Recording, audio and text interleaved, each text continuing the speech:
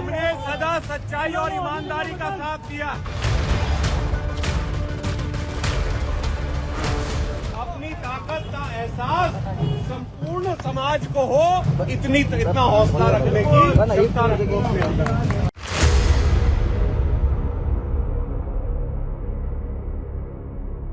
ऐसे जयचंद और ऐसे आस्तीन के सांपों को भी पहचानना जरूरी है। तीसरी बार सरकार बन चुकी है। शपथ हुए 3 हफ्ते का वक्त हो चुका है। लोकसभा स्पीकर चुने जा चुके हैं। संसद का सत्र चल रहा है। सरकार काम कर रही है, लेकिन बीजेपी में यूपी में मिली करारी हार पर रार कम नहीं हो रही है, जिसका सबसे ताजा एपिसोड सहारनपुर से आया है। एक बात कहना चाहता हूं, भगवान परशुराम जी ने अन्याय और अत्याचार के खिलाफ कार्रवाई करी थी कि नहीं करी थी? जब हम उन्हें अपना आदर्श मानते हैं तो उनसे क्या ये सीख भी लेंगे? जो अन्याय करता है, जो अत्याचार करता है, जो सच्चाई को दबाने की कोशिश करता है, जो भले लोगों के साथ बुरा करता है, उनका क्या हशर होना चाहिए? कोई कार्रवाई होनी चाहिए कि नहीं होनी चाहिए? तो अपने मन में वो जज्बा रखिए। सफेद रंग की गाड़ी पर खड़े होकर भाषण दे रहे ये जनाब बीजेपी नेता राघव लखनपाल शर्मा हैं। 3 बार विधायक, 1 बार सांसद रहे हैं। 24 में दूसरी बार सांसद का चुनाव लड़े, लेकिन हार गए।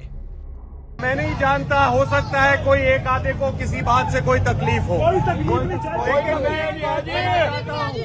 हमने सदा सच्चाई और ईमानदारी का साथ दिया और देते रहेंगे। हम चुनाव में जीत नहीं पाए, लेकिन हम हिम्मत नहीं हारे। सहारनपुर में बीजेपी के कद्दावर नेता माने जाने वाले राघव लखनपाल का करीब 3 मिनट का वीडियो सोशल मीडिया में वायरल है। वीडियो में राघव लखनपाल कार्यकर्ताओं को संबोधित कर रहे हैं।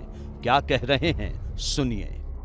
बहुत से नेताओं द्वारा ये भ्रम फैलाया जाता है लखनऊ दिल्ली तक कि सहारनपुर में ब्राह्मण है ही 15,000, तो वो क्या कर लेंगे? तो अपनी ताकत को पहचानो और अपनी ताकत का एहसास संपूर्ण समाज को हो, इतना हौसला रखने की क्षमता रखनी अपने अंदर। इतना कहते ही समर्थक नारे लगाने लगते हैं, लेकिन अब जो राघव लखनपाल कहते हैं उससे कई सवाल खड़े हो जाते हैं। गौर से सुनिए। सर्व समाज का हमें आशीर्वाद मिला, सहयोग मिला, 4,85,000 के आसपास वोट मिला। जब सब देते हैं वोट, तभी मिलता है इतना वोट। हम सबका आभार व्यक्त करते हैं, बिल्कुल। लेकिन ऐसे जयचंद और ऐसे आस्तीन के सांपों को भी पहचानना जरूरी है, जो अंदर घर में रहकर ही नुकसान पहुंचाने का काम करते हैं। पूर्व सांसद के इस बयान ने सहारनपुर का सियासी माहौल गर्मा दिया है।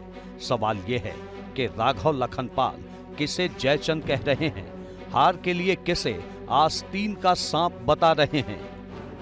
वैसे राघव लखनपाल ऐसा क्यों कह रहे हैं, ये समझने से पहले राघव लखनपाल के सियासी करियर को जानिए।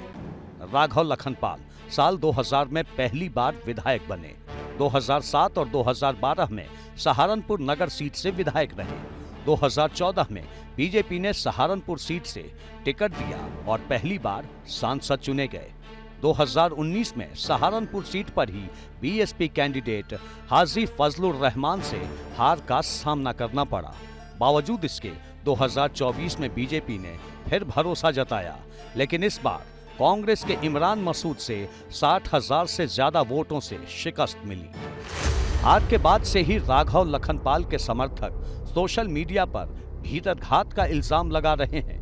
हफ्ते भर पहले सहारनपुर में हुई समीक्षा बैठक के दौरान ही संगठन के नेताओं और जनप्रतिनिधियों पर राघव को हरवाने के आरोप लगे।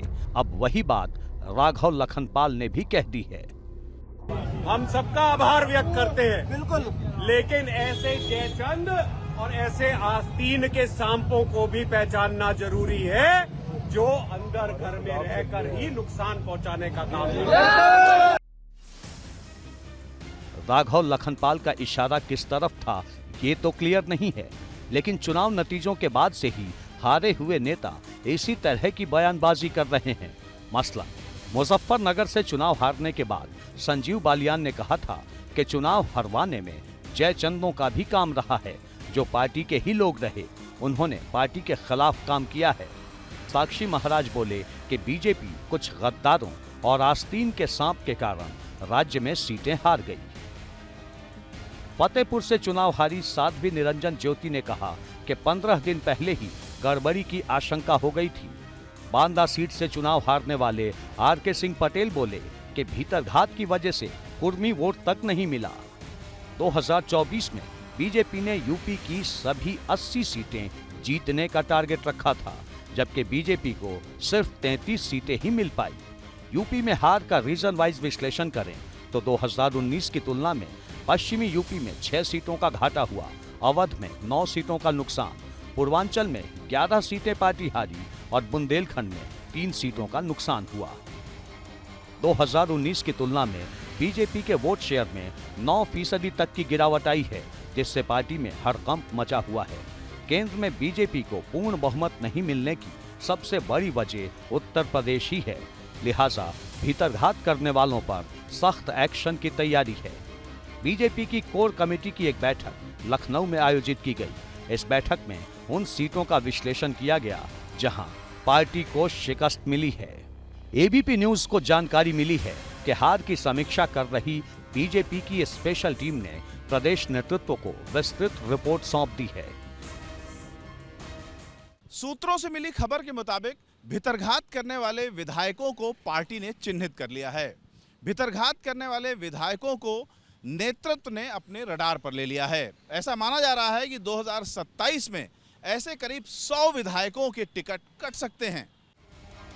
बीजेपी के पक्ष में वोटिंग कम होने की वजह बूथ लेवल पर कार्यकर्ताओं और अफसरों की नेताओं से नाराजगी भी रही। सूत्रों के मुताबिक रिपोर्ट में कहा गया है कि तमाम कोशिशों के बाद भी ओबीसी वोट बैंक के बिखराव को रोका नहीं जा सका और दलित वोट संविधान के मुद्दे पर दूर होता गया। फिलहाल बीजेपी यूपी में मिली करारी शिकस्त की समीक्षा कर रही है और कयास लगाया जा रहा है कि यूपी में भीतरघात करने वाले नेताओं पर सख्त एक्शन की तैयारी की जा रही है।